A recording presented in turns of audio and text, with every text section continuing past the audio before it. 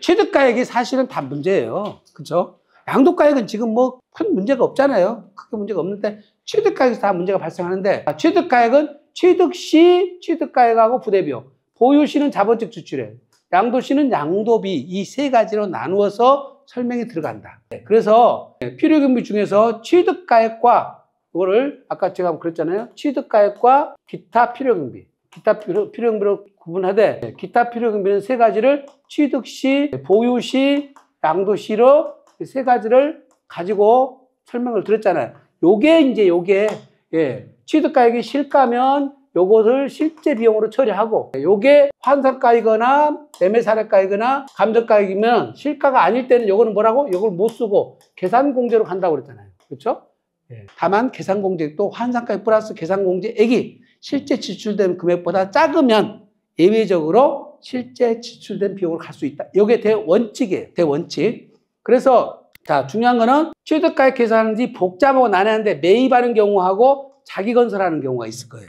그렇죠? 그 다음에 취득 관련 부대비용까지 다 포함하되 사업소득 시에 필요경비를 공제를 했으면 중복공제니까, 즉 감가상각 충당금, 감가상각비는 사업소득에 다 털어먹었거든요. 양도소득에서 또 빼면 안 된다는 거지. 내가 건물을 10억짜리 샀는데 이미 6억을 감가상각비로 털어서 먹었어. 그럼 장부에서 6억을 사업소득에 필요경비로 털었으니까 중복해서 해먹으면 안 되니까 6억을 빼고 건물가를 4억으로 낮추라 이 말이에요. 따라서 건물의 감가상각을 할 때는, 자, 사업소득세보다 양도소득세가 더 크면 감가상각 하시면 안 되는 거지. 안 하는 거예요. 지금 사업소득세 세율 구간이 지금 6% 구간에 있어. 6%. 근데 감가상각을 계속 해갖고 내 장부가를 낮추면 양도소득세에서 피해가 가는 거예요. 감가상각 할 필요 없어요. 안 해야 된다고요. 그 다음에 여기서 예를 들어서 내가 소송 비용이 들어갔어. 그래갖고 여기 비용을 털어먹었어. 그러면 양도소득세 소송 비용은 또 털면 안 된다는 겁니다. 중복해서 공제는 하지 말라는 겁니다. 그 다음에 경과년수에 따른 관련 증빙 보존 상태에 따라서 필요경비에 인정될 수도 있고 안 될 수도 있다. 제일 중요한 거는 취득가액은 첫째, 내가 지급 의무가 있어야 돼요. 지급 의무가 없는데 주면 안 돼요. 지급 의무가 있는데, 자, 두 번째, 적격 증빙을 받고, 적격 증빙을 받아야 돼. 줬는데 적격 증빙이 아니면 안 돼요. 세금계산서, 계산서, 현금영수증, 신용카드, 아니면 금융으로 입금시켜줘야 돼요. 옛날에는 막 계약서 못 쓰고 도급계약서 쓰면 다 인정해줬잖아요. 안 돼, 지금은. 적격 증빙을 받고 관련된 금액을 지급한 근거가 있어야 돼요. 돈 지급한 세 가지예요. 첫째, 내가 지급 의무가 있어야 되고, 두 번째, 적격 증빙을 받아야 되고, 세 번째, 비용 지급 근거가 나타나야 된다. 내가 건물을 짓긴 지었다는데 나 돈 엄청 들어갔어요. 근데 얼마 들어갔어요? 몰라요. 그건 하나만 한 얘기예요. 엄청 들어갔다고 필요 없어요. 돈이 얼마가 들어갔는데 적격 증빙과 거기에 따른 입증 자료가 나와야 인정을 받을 수가 있다. 산정 원칙. 아까 동일 기준 원칙은 설명드렸잖아요. 그 다음에 일괄 취득 양도 시 안분 계산도 설명드렸죠. 지금 열거주의를 채택하고 있는데, 열거주의에 대해서 빠져 있다 하더라도 실제 거래와 관련해서 명확하게 인정되는 것들은 해주기는 해줘요. 근데 이제 이런 게 있어요. 자, 소송 비용 중에 두 가지가 들어가는데요. 취득시가 있고 양도시가 있는데, 소송 비용이, 취득시는 소유권 확보 목적일 때만 돼요. 소유권 확보 목적일 때 들어가는 소송비만 인정해 주는 거예요. 그러니까 우리가 만약에 임차인 내보내기 명도비용, 이거는 안 내준다는 거예요. 필요금비 안 떨어져요. 사업소득세에서 털어먹겠죠. 그 다음에 양도시에는 보상 금액을 인상하려고 공익사업에 수용되는 경우만 인정해 주는 거예요. 당사자 간에 거래할 때는 양도가액을 당사자 간에 합의해서 그걸 결정하는 거잖아요. 뭐 올려주라 마라. 안 팔면 되지 뭘 올려주라 마라. 어딨어. 그건 소송 대상이 아니야. 강제로 수용당하는데 가격이 내가 낮아. 나는 그걸 더 올려주세요. 그때만 보상 금액에 올라갔을 때만 증액 범위 내에서 소송 비용을 인정해 주는 거예요. 근데 여기 소송 비용이라고 돼 있잖아요. 이게 보상받을 때는 우리가 협의가 있고요. 재결이 있어, 재결. 재결할 때도 변호사님들이 써주거든요. 재결서를 써줘요. 재결 신청서를. 써주면 그때 비용을 들어간 거는 인정해 주냐 이 말이에요. 안 해줘요. 왜? 소송 비용이라 했으니까. 그는 소송이 아니라는 거지. 그게 조금 좀 물리해석을 하신 것 같아. 느낌이. 그래서 열거주의라서 안 해준다. 그 전에 자, 내가 건물을 팔려고 그래. 근데 세입자가 있어. 세입자가 있는데 이 세입자를 매도자 보고 명도를 하고 명도까지 하고 이 건물을 다 멸시하는 거예요. 멸시를. 매수자 입장에서는 당신이 이걸 해서 내보내줘야지 내가 사서 해주지, 새로 사가지고는 이 사람한테 나가라면 하세월이잖아요. 그러니까 그 명도 책임을 매도자한테 주는 거예요. 그러면 그냥 세입자 남아있는데 그 다음에 손해배상 안 물어줄 수 있나요? 인테리어 다 했는데 그거 안 물을 수 있어요? 다 물어줘야 되잖아요. 돈 나가고 명도하고 다 건물 몇시는데 돈 들어갔다고. 여기 한 5억 정도 들어갔어. 옛날에 이거 필요경비 인정 안 해줬어요. 안 해줬어. 근데 이거는 양도하기 위하여 양도 조건에 따라 매도자가 지급하고 부담한 것이 있다면 명도비용으로 해서 지금은 빼줘요. 그렇기 때문에 합의서하고 돈 지급한 근거하고 이걸 다 두면은 필요경비를 빼줄 수가 있습니다. 근데 나는 내가 건물이 너무 낡았어. 허물해질지도 모르겠어. 그런데 내가 그 멸시를 스스로 했어. 그리고 나대지로 팔았어. 그거는 안 되는 거예요. 명도 조건이 아니잖아요. 그렇죠? 예. 그래서 명도 조건에 따라서 이렇게 주는 경우만 해주는 거다 이 말이죠. 네. 아까 소유권 확보를 위한 소유권 경비, 제세 공과금 중 취득세, 부가가치세, 예. 그 다음에 매입시 공제된 거는 제외하고, 인지세, 소송비용은 소유권 확보 목적만 된다고 그랬죠? 대항력 있는 임차 보증금, 대항력 없는 거는 안 해주는 거예요. 내가 지급할 의무가 없는데 그걸 지급을 했으니까 이거는 명도를 원활하게 하기 위해서 준 거는 지급 의무가 없어서 안 해주는 거예요. 이게 돈이 실제로 줬는데 왜 안 해줍니까? 아니에요. 유치권도 어디 나올 건데 유치권도 똑같아요. 유치권도 내가 지급 의무가 있는 유치권이어야 되는데 유치권자가 거기 실제 살지도 않으면서 사는 것처럼 하고, 예, 그렇게 막 붙여놓고 막 하는 사람도 있잖아요. 그러니까 그걸 빨리 명도를 편안하게 하려고 소송도 안 하고 내 임의로 10억 줬어. 그건 안 해준다는 거지. 아까 말하고 지급 의무가 있어야 된다고 그랬죠. 예. 그럼 지급 의무가 있으려면 재판장 판결을 받거나 조정을 해서 뭔가 확정을 해줘야 맞겠죠. 금융비용에서 대급 지급 방법에 따라 발생한 이자, 요거는 넣어준다고 그러는데, 요거는 뭐해서 장기 할부로 취득했을 때 이자가 나갔다면 내주는데, 연체료는 돈을 못 내가지고 초과 이자를 무는 건데, 매도자가 무는 연체료는 필요경비를 안 넣어주는데, 매도자가 안 내가지고 연체료가 밀려있는 거를 매수자가 떠안고 와서 그 돈을 내준 경우 있죠. 그거는 필요경비 넣어줘요. 그거는 취득가액 계산 원칙, 실제 지출된 금전가액으로 하되, 자, 할인 시에 할인된 가액으로 하라. 아파트를 분양받았어. 5억에 분양받았어요. 근데 내가 준공 전에, 6개월 전에 냈는데 4천만 원을 할인받았어. 내가 실제로 부담한 것이 얼마예요? 4억 6천을 실제 부담했어. 그럼 할인받은 4천은 취득가액에서 빼라 이 말이에요. 빼라. 내가 실제 들어간 돈만 해야 되니까. 네. 그 다음에 우리가 취득하면서 수익을 보장해 주려고 수익 보장 분양해 준 거 있죠. 5억을 분양해 주는데, 월세를 1,000만 원씩 해갖고 1년에 1억 2천씩 3년간 보장해 줬어. 그래서 3억 6천을 만약에 보장해 줬다면 이분들 안 들어가고 추가로 돈 받은 게 있을 거 아니에요.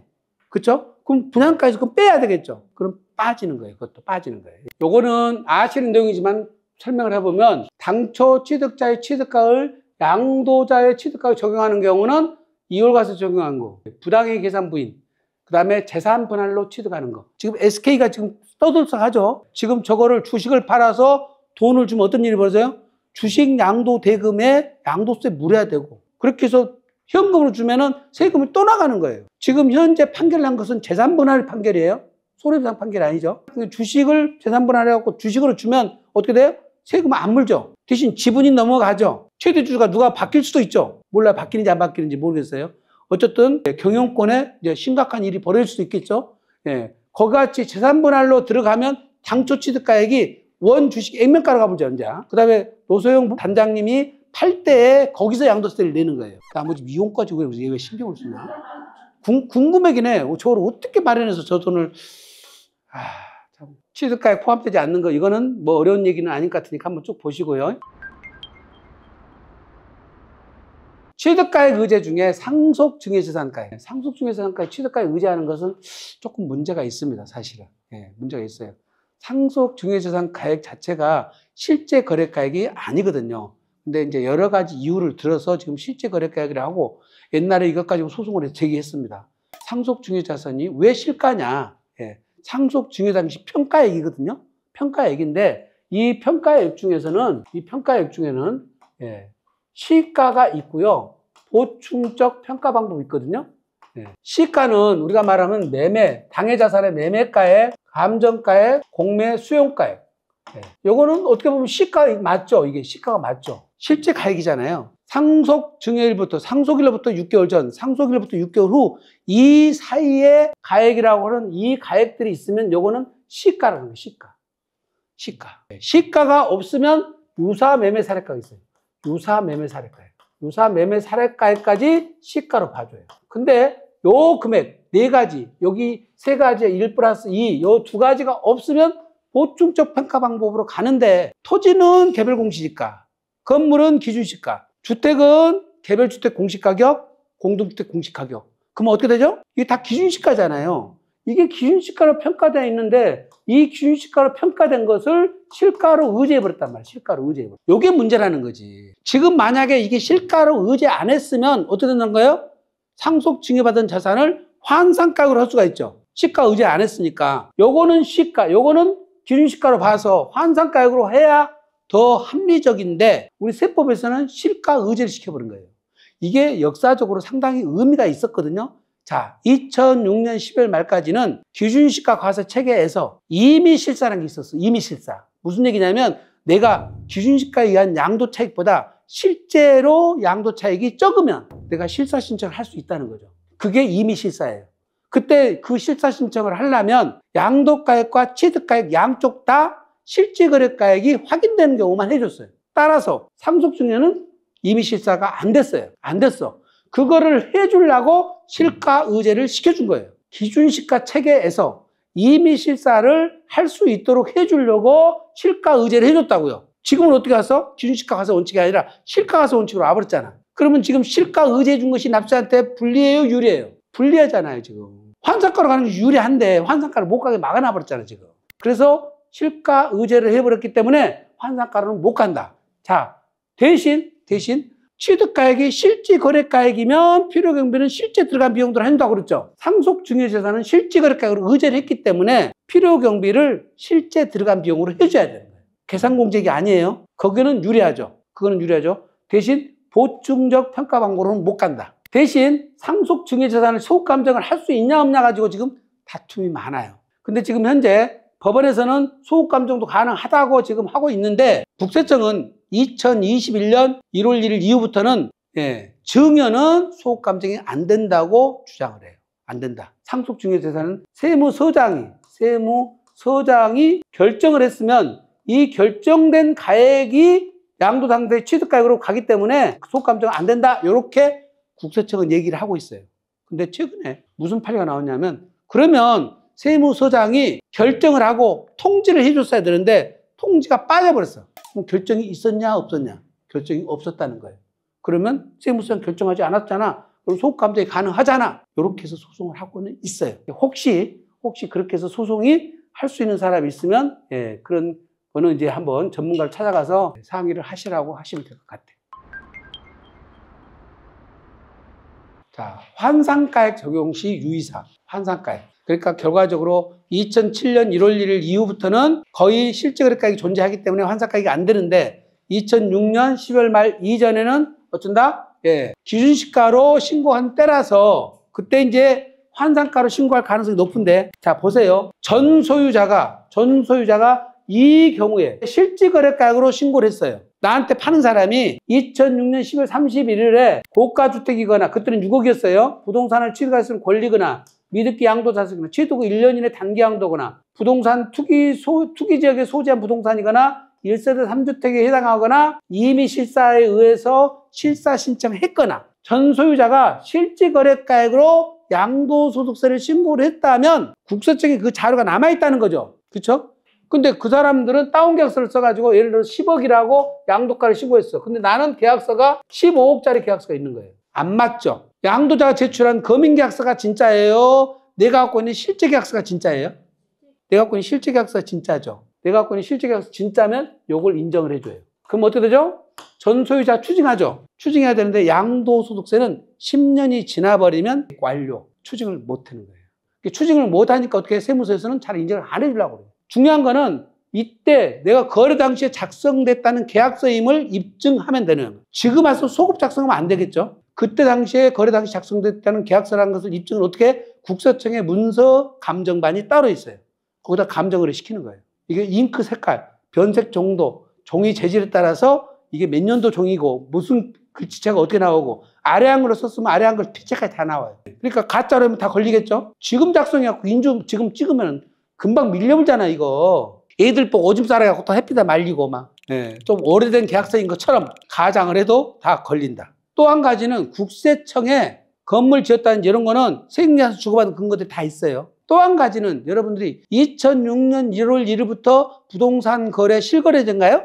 요게 도입됐어요. 그 다음에 신고필증제로 바뀌죠. 검인계약서가. 요게 신고필증이 다 계약서에 첨부돼 갖고 들어가거나 검인계약서를 매도자가 만약에 놓았으면 제가 적격증빙을 안 갖고 있으면 입증을 못하는 한 검인계약서 다운계약서라 하더라도 신고필증이 다운계약서라 하더라도 그거는 내가 부당하다고 주장해서 입증 못하면 정상거래가액이 돼버려요. 이 피해를 볼 수가 있습니다. 그래서 여러분들이 항상 원계약서가 있습니까? 꼭 확인하셔야 돼요.